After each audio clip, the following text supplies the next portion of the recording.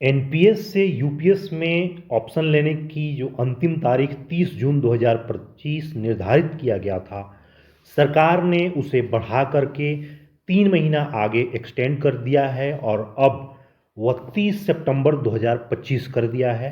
Video के शुरू में ही मैं ये बात आपको स्पष्ट बता दे रहा हूँ। इस वीडियो में हम इसके विषय पर कुछ कारण जानने की कोशिश करेंगे, इसलिए ये महत्वपूर्ण वीडियो है और आप जो भी इससे संबंधित आप सब हैं इसको जरूर देखिएगा। सबसे पहले आप इस स्क्रीनशॉट को देखिए जो सामने दिख रहा है। ये आज 23 जून 2025 का ये प्रेस रिलीज है। गवर्नमेंट ऑफ इंडिया ने अपने प्रेस इंफॉर्मेशन ब्यूरो जो है उसके माध्यम से ये प्रेस रिलीज किया है। इसमें मैंने हाईलाइट किया हुआ है, आप स्पष्ट रूप से देख सकते हैं। जो हेडिंग दिया हुआ है, extension of cut off date of exercising option under unified pension scheme by 3 month. ये 3 महीने के लिए बढ़ा दिया गया है अप टू 30 सितंबर 2025 तक के लिए। ठीक है, इसमें आगे उसी के बारे में दिया गया है कि इसका नोटिफिकेशन निकला था, उसमें समय दिया गया था 30 जून 2025 तक ऑप्शन एक्सरसाइज करने का। लेकिन अंतिम जो इसका पैरा है उसको आप देखेंगे। In view of the representations received from various stakeholders requesting an extension of cutoff date, the government of India has decided to extend the cutoff date for exercising the option for UPS by 3 months, that is up to 13th September 2025। अब ये तो हो गया आज का जो press release है जिसमें गवर्नमेंट ने इसके कट ऑफ डेट को बढ़ा करके 30 सितंबर कर दिया है। अब आते हैं उस विषय पर कि आखिर ये स्थिति क्यों आई और क्यों सरकार को 30 सितंबर आगे डेट बढ़ाना पड़ा, 3 महीने का और एक्सटेंशन देना पड़ा।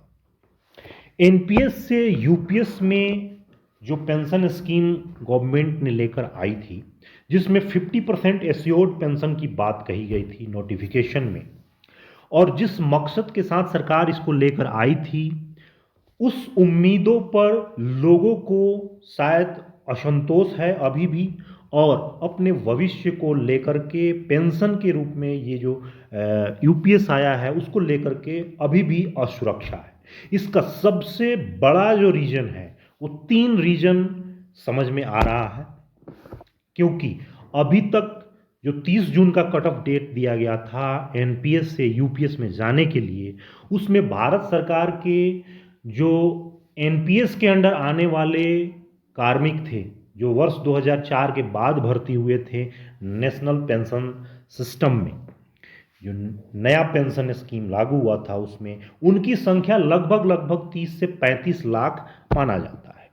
और अभी तक जो लोग एनपीएस से यूपीएस में ऑप्शन लिए थे उसकी संख्या बहुत ही कम है, वो 1% के आसपास माने जा रहे हैं। हालांकि एग्जैक्ट फिगर उसका कहीं से कंफर्म नहीं हुआ है, लेकिन ऐसा अलग अलग डिपार्टमेंट का जो रेशियो है उसके माध्यम से ये लगभग डाटा निकल कर जो आया है वो 25 से 30 हज़ार लोगों ने अब तक यूपीएस को ऑप्शन दिया है। हालांकि उसमें भी बहुत सारे ऐसे लोग हैं जो उस समय दे दिए हैं यूपीएस को, लेकिन कई बार ऐसे केस भी सामने निकल के आ रहा है जो चाह रहे हैं कि नहीं, हमें रिजेक्ट कर दिया जाए केस, हम एनपीएस में ही रहना चाहते हैं। अब इसका रीजन क्या है? जब सरकार ने 50% निश्चित पेंशन की बात कह दी तो दिक्कत कहाँ आ रही है? दिक्कत इसमें 3 जो मेन मुद्दा है उसमें है, और उस पॉइंट को आप समझिए। सबसे जो बड़ा पॉइंट है, सबसे जो इस पेंशन स्कीम में जो लोगों को कमियां नजर आ रही है वो ये है, एश्योर्ड पेंशन जो मिल रहा है वो 60 साल के एज पर शुरू हो रहा है, यानी कि सुपरनेशन के एज में शुरू हो रहा है। कोई भी कार्मिक भारत सरकार का अगर 30 साल 35 साल सर्विस, जब मान लीजिए कि अगर उसका 20 साल के उम्र में भर्ती होता है और 25 साल वो सर्विस करके जाता है, क्योंकि 25 साल कम से कम सर्विस चाहिए आपको 50% पेंशन के लिए। तो ऐसे में 45 साल में वो रिटायरमेंट जाएगा तो लगभग 15 वर्षों तक उसको इंतज़ार करना पड़ेगा पेंशन में। ये एक जो है लोगों को कहीं ना कहीं ये इस पॉइंट पर बहुत सारा असंतोष है, क्योंकि एक लंबा समय है। अगर कोई वॉलंटरी रिटायरमेंट जाता है 25 साल सर्विस करके तो 10-15 सालों तक उसे इंतज़ार करना पड़ेगा पेंशन। ये बहुत बड़ा इसका ड्रॉबैक है, जिसे अलग अलग प्लेटफॉर्मों के माध्यम से अलग अलग जो सरकारी कर्मचारियों का संगठन है वो अपनी जो पॉइंट है वो सरकार के सामने रख रहे हैं। ये इसमें जो लगभग 7 से 8 लाख पैरामिलिट्री फोर्सेस की जो संख्या है उसमें बहुत सारे ऐसे कार्मिक होते हैं जो वॉलंटरी रिटायरमेंट जाते हैं। अलग अलग रेलवे या बहुत सारे डिपार्टमेंट में तो ज़्यादातर लोग वॉलंटरी रिटायरमेंट नहीं जाते हैं, वो 60 ईयर सर्विस के बाद जाते हैं। लेकिन खास करके बात करें तो हम पैरामिलिट्री फोर्सेस की, आर्म फोर्सेस की बात करें तो उसमें जीडी पर्सन्स जो जनरल ड्यूटी करने वाले लोग होते हैं या और भी लोग होते हैं, वो समय से पहले, सुपरनेशन से पहले ही वो वॉलंटरी रिटायरमेंट चले जाते हैं। और इसमें सबसे बड़ा दिक्कत इसके साथ क्या आ रहा है कि उसमें 20 साल से बढ़ा करके उसे 25 साल कर दिया गया है वॉलंटरी रिटायरमेंट की जो अवधि है। इससे 5 साल एक्सटेंशन होने से भी दिक्कत आ रहा है, और दूसरा दिक्कत ये आ रहा है कि पेंशन भी वॉलंटरी रिटायरमेंट के बाद शुरू नहीं हो रहा है, वो हो रहा है 60 ईयर्स के बाद। तो ये जो ड्रॉबैक है, इसका जो नेगेटिव पॉइंट है, इसमें लोगों के सामने ये दिक्कत बन रही है। दूसरी बात, दूसरा जो इसका जो नेगेटिव पॉइंट लोगों के सामने है वो है रिटायरमेंट के बाद में इन हैंड, रिटायरमेंट जाते समय हाथ में जो कुछ पैसे मिलने चाहिए रिटायरीज को, वो पैसे बहुत ही कम मिल पा रहा है। जो लमसम अमाउंट बताया है गवर्नमेंट ने, वो किसी भी रिटायरीज का, अगर वो वॉलंटरी रिटायरमेंट 25 साल 30 साल में भी जाता है करके सर्विस, तो उसको 7-8 लाख 10 लाख रुपए मिल पा रहा है। ये दूसरी बड़ी समस्या है। हालांकि गवर्नमेंट ने बाद में कहा था कि अगर कोई रिटायरमेंट जाता है तो अपने जो टोटल उसका अमाउंट उसमें जमा हो रहा है उसका 60% तक वो विड्रॉ कर सकता है। लेकिन इससे दिक्कत क्या आएगी, आपका जो पेंशन बनेगा वो कम हो जाएगा अगर आप पैसा विड्रॉ करते हैं तो। ये दूसरा दिक्कत है। तीसरी जो समस्या है वो क्या है, रिटायरमेंट के बाद अगर किसी की मृत्यु हो जाती है तो उसका एनओके, उसकी वाइफ या कोई भी जो भी है एनओके, उसको पेंशन मिलेगा। लेकिन एनओके का अगर डेथ हो गया तो उसके बाद में किसी को पेंशन नहीं मिलेगा, जैसे कि ओल्ड पेंशन स्कीम में है। ओल्ड पेंशन स्कीम में भी इसी तरह से है, जो भी सर्विस पर्सनल होता है अगर वो पेंशन के बाद में डेथ कर जाता है तो उसके एनओके को पेंशन मिलता है। उसके बाद में अगर कोई उसका बच्चा है और वो मतलब 25 साल से कम उम्र का है तो उसको पेंशन मिलता है।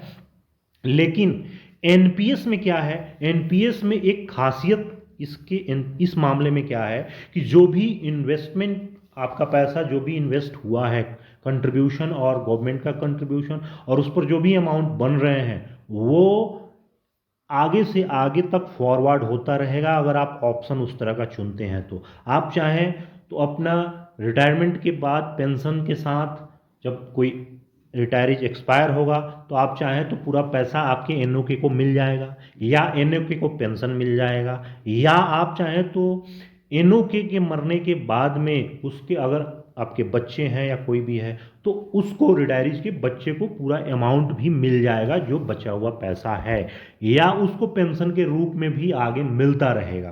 तो ये एक प्लस पॉइंट इसके साथ में है।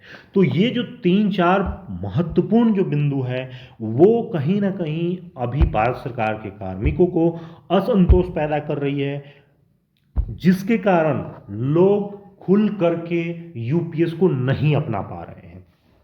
अगर इन 3-4 बिंदुओं पर सरकार विमर्श करती है और किसी प्रकार का इस बढ़े हुए समय में, चूंकि अब मान लीजिए ऑप्शन लेने का समय सितंबर तक दे दिया गया है, 30 सितंबर तक, इस बीच में किसी प्रकार का संशोधन होता है और इन सब बिंदुओं पर दोबारा से विचार होता है, तो हो सकता है कि एक बड़ी संख्या में लोग यूपीएस को अपना सकते हैं। लेकिन जब तक इन चीज़ों में सुधार नहीं होगा, शायद लोगों का रुझान, सरकारी कर्मचारियों का रुझान यूपीएस की तरफ नहीं बन पा रहा है। अभी हाल ही में सरकार ने 2 संशोधन किए थे, जिसका नोटिफिकेशन पिछले ही 4-5 रोज पहले आया था। उसमें एक था ग्रेच्युटी की बात। हालांकि ग्रेच्युटी की चर्चा पहले से थी, लेकिन नोटिफिकेशन जब यूपीएस का निकला था उसमें ग्रेच्युटी के बारे में कुछ नहीं लिखा हुआ था, इसलिए सरकार ने दोबारा से उसके बारे में जानकारी दी है और यह स्पष्ट किया है कि जिस तरह से एनपीएस और यूपीएस में रिटायरमेंट और डेथ ग्रेच्युटी दिया जाता है,